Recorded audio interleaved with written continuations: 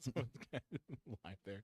All right, we are back. This is the Cinema Psycho Shows, and we are back with another live interview. This time, we are joined with the Adams family. Right? The Adams family. Hey, we've got John Adams and Toby Poser. Yeah. Am I pronouncing that right? You got it. Okay, cool. Because I have a bad last name too. And No, she's a I am poser. a big Coddington always poser.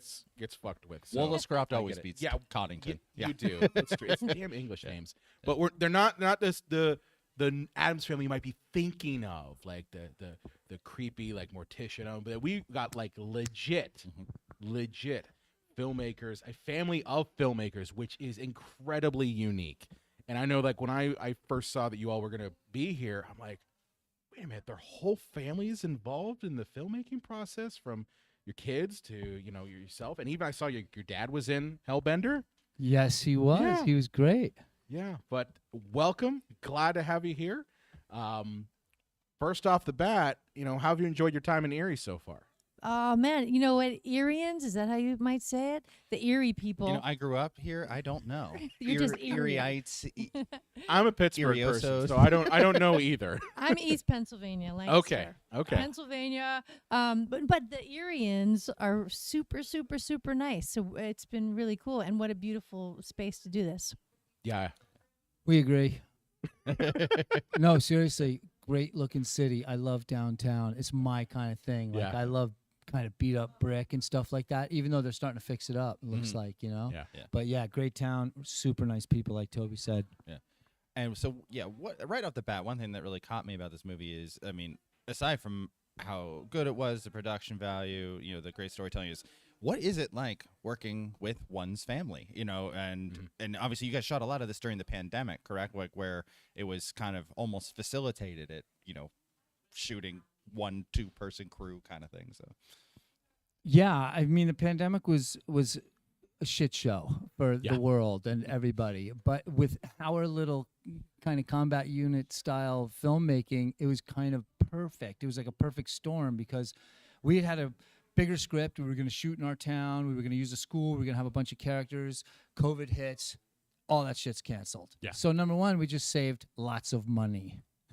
And number two, we That's got in the our mind of a filmmaker right Yes, there. it I was just like, oh saved my a God. ton of money. and we just got to shoot the way we were used to shooting. So we got into an RV. We had already shot about half the movie when life got canceled. Yeah. And we got into a trailer and we went around the country and we finished shooting the rest of it. And what was amazing was the country was closed, so nobody was in the national parks, the state parks, the highways, the towns. We had all this stuff just to ourselves. So it was kind of amazing, and we took advantage of it, and we just really loved hanging out with Zelda because now she's in college, so we had one more year of the three of us doing fun art together, don't you think? Yeah, and we got to work with our older girl, Lulu, as well. She plays the blonde neighbor, Amber, because she was in the Pacific Northwest. So we got to, we shoot with her. In fact, she almost got swept away. We did that monumental scene, I won't spoil, on a banquet table in the middle of the Pacific Ocean, and this, sneaker wave came in. We all ran for it with the camera, and she just went, floop. It's a good thing she surfs, but She's tough and she surfs, yeah. And It's it just was like, fucking Lou, I hope cold." you're okay. It's also really convenient shooting with your family because you can have a mouthful of spaghetti, throwing idea spaghetti on the wall simultaneously, and then in a half hour later, if you want, you can be shooting it. And obviously, this is a story about witchcraft, but I felt it was more kind of like a story of family, but also coming of age, in kind of like a more macabre sense. Is that a fair statement? What you guys look at? 100%. Yeah. We love to take what's going on in our life. All of us have input into the stories that we tell in film. So we all are grabbing the real things of our life and we're throwing them into these movies. The Deeper You Dig, had things from our real lives. We use our parents. So basically our Zelda was growing into a woman. That's what the story's about. And we know the emotions of it because we're the parents dealing with it. She knew the emotions as the main character. So we're just filming what we're living through, but then we just cover it in blood, so fun. But it's also like you don't stop growing once you hit, like, once you're past puberty, really, or past adolescence, because I consider it a coming of age story for the mother as well. I mean, parents go through their own growth and transformations that are that can be brutal and beautiful, just like growing up as a teen can be. Yeah, we just, as with, like John said, we really love to squeeze these universal truths into like really weird supernatural lenses, and that's the fun of it. Yeah. I know for me, I loved the mythos created of the Hellbender. I mean, Thanks. it's very easy, I think, for filmmakers to say, I'm just going to do a witch movie. I'm just going to do a zombie movie. I'm just going to do a vampire movie. And don't get me wrong, I love all of those. But the fact that you all created this new type of creature that has like a bit of the demon, a bit of the witch, a bit of even like succubus, if you will, a little bit. You know, the fact you created this new character that had its own mythos is really impressive. I know I was really blown away by it. And then the effects themselves of showing what the hell, because we don't really see what the Hellbender is until the exact end. Like when your character does something, I don't want to give away. That's really the moment when you actually see what these things are, and you see what the fear or the danger is. Oh, thanks, Brian. Yeah, we have so much fun with the mythology in all of our horror films, and we have a fun one in the new one we're working on now too. That is just because what you do is you get into like an 8-year-old's brain and think like, what would like an 8-year-old think of something terrifying, and that helped infer how our spells would be. And that was my favorite part of the movie. Another thing that was fun was trying to figure out, well, where do they grab their power from? Yeah. Where's the source of power? Like, we talked about that a lot. Why are they magic? And where do they drain that power from? And so we had a lot of ideas. We started out with them eating babies. So we went to Walmart, right, and we bought a shitload of babies. and actually, I got to say, for all filmmakers those out aren't for there, sale, sir. They don't just have the baby. that was the They're problem. not in That part the was they're a not in problem. the baby aisle. Like even though there's baby stuff in the baby aisle, they don't actually sell children. it. Yeah. I know. Yeah, so Not once we that I've got over looked. that hump of like, oh, you can't do that without a permit, even with a permit, we got all these like great-looking babies. Walmart really does make great-looking real babies. They're terrifying. And we filmed Zelda eating one, and it looks so stupid. Oh. We were like, So oh, bad. Jesus, this movie's Well, if already you rig it up terrible. with some like broads and you could wiggle the arms around, We did that. We tried. We did Oh, it. We okay. did it all. We did it, and it looked so dumb. We were like, okay, they're not gonna pull their power from babies. Yeah. We're gonna pull it from somewhere else. And then we realized after a lot of talking that why did people fear witches in the past? Well, it was because of their power, their intelligence. And they wanted to break the rules, and they feared that intellectualism. So we just realized, oh, well, that's the most powerful witches were the ones that were feared because of their intelligence. We figured that's where we're going to get their power, from their fear. We just switched it around, if that makes sense. Yeah. Am I talking to my butt? No, Yeah. no, Okay, not at all. cool. No, no, Good. no. Yeah, and I then, mean, we're filmmakers too, so like we're also experts at talking out of Good, the butt. But great, yeah. I do not get that vibe at all from this. good, because it was important to us, and it's fun. That's what, since it's fun to come up with answers. Yeah. So like you started this out, it's not just an empty thing. Like, they're magic. Yeah. And it's interesting, very early in the movie, Zelda eats the worm, and that's the first introduction of blood, which is a triggering thing, and I'll just kind of leave it there. But it reminds me, I immediately thought when I was a little kid, I was like maybe 6, 7, 8, and my parents were having a Christmas party, and I came in at the very end of it, and I think I drank just like a little bit of liquor, because like there was nobody around. Just the bar. a little Just a little bit. bit of But liquor. I mean, like I was like, Just a I little didn't know what to do as a little kid. I'm like, I feel funny, So it's like obviously the worm was kind of like that, Oh wait, what's happening? Something like so small, but it's like that's the first introduction to, It's a wink to breaking out of the it's a wink to getting high. It's Yeah. a wink to getting drunk. It's a wink to all that. And It's- initiation too. A lot of kids have their Yep. initiation into alcohol or drugs. So we got to kill two birds with one stone there. She's not only initiated into being an adolescent, but she's also initiated into being a fucking apex predator.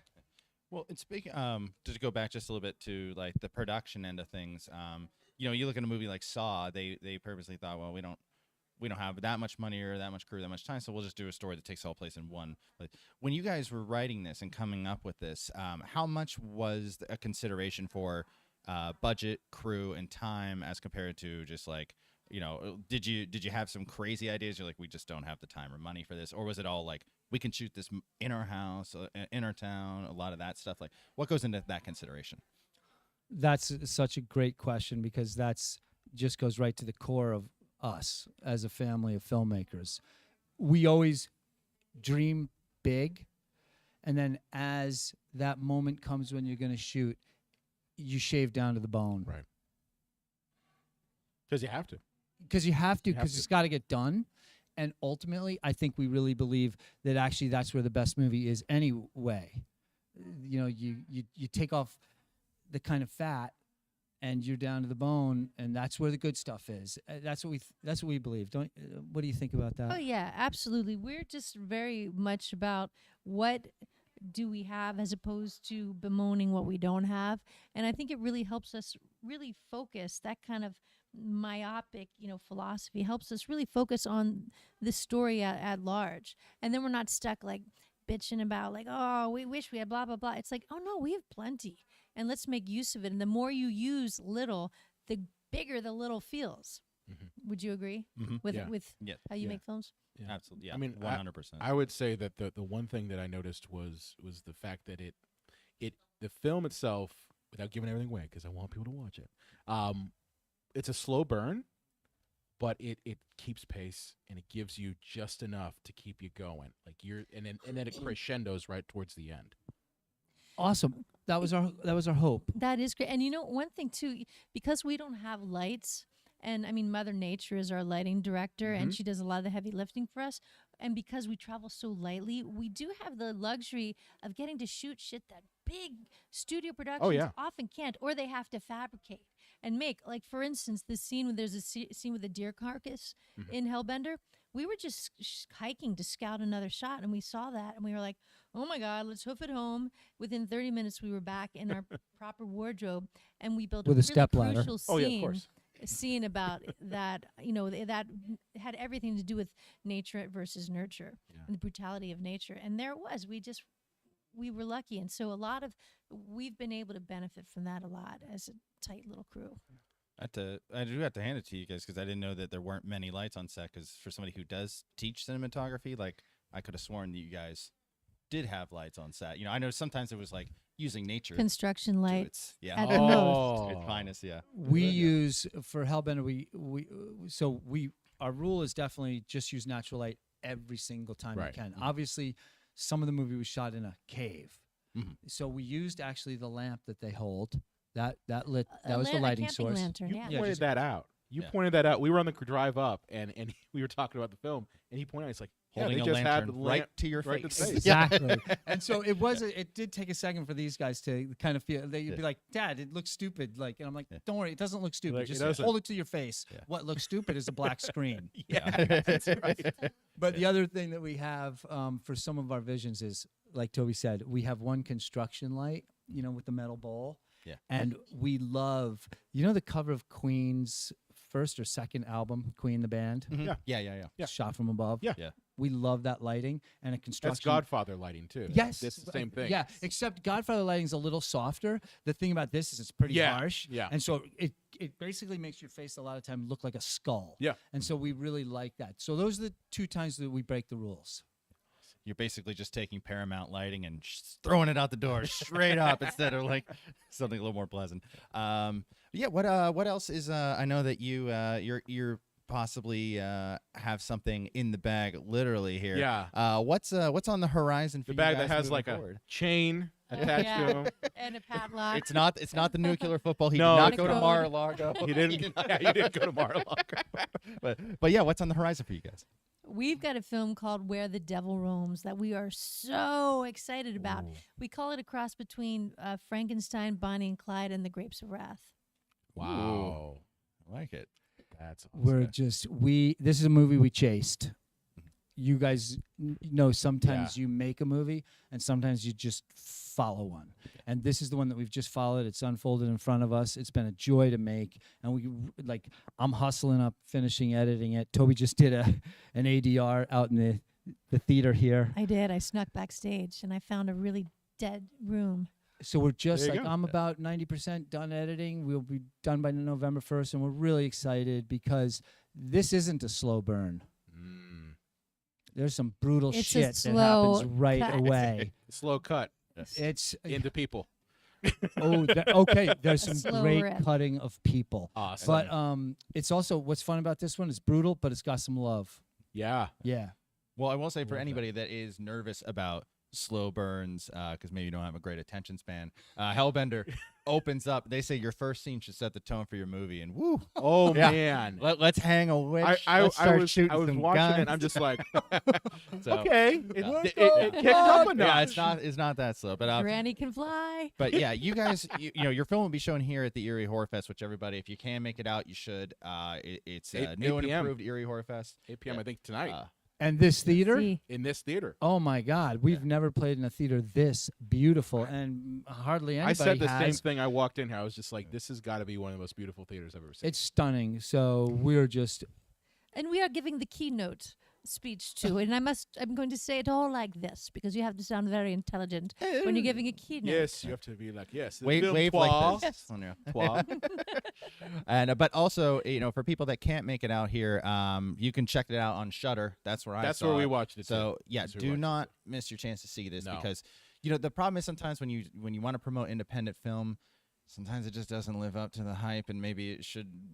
Well, anybody that wants to make a film, please do. But this is quality. It's And not you're- a Neil Breen film. Yeah. Let's just say that. This It isn't- is not yeah. Neil Breen. It- It is yeah. way, way awesome. If you got Shudder, go out of your way to see this because you're not going to be disappointed, and you want to be one of the earlier people. Not that this is their first movie or anything, but you want to be the early people that latch on to the Adams Family. You say, "I was there from the beginning." So. Well, thanks. I got news too. It's now digitally available as well. Oh, Even though we love awesome. Shudder and recommend watching it there, Yeah. you can watch it on your usual venues. Sweet. Like Amazon Prime and all that good Yep. stuff. Nice. Yeah. Okay.